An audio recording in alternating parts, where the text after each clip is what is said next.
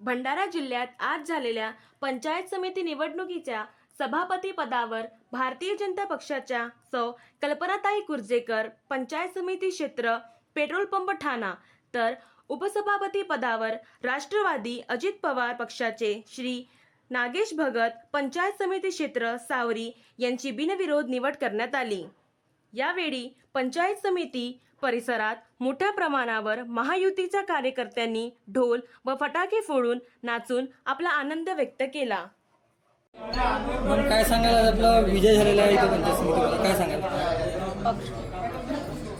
मी पक्षाचे खूप खूप आभार मानते आणि माझ्यावर विश्वास दाखवल्याबद्दल त्याबद्दल मी आपल्या पक्षाचे खूप आभारी आहे। त्याचप्रमाणे आपले फुके साहेब आणि प्रकाश भाऊ बाळगुटे, मेंढे साहेब, विनोद भाऊ, प्रशांत भाऊ यांचे मी खूप आभारी आहे आणि आपल्या तालुक्याच्या विकास कसा करून याच्यावरती मी प्रयत्न करणार।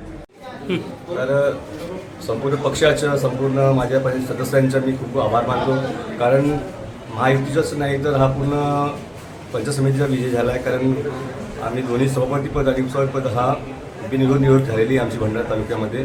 हा एक ऐतिहासिक प्रसंगच घडला आहे असं मला तरी वाटते।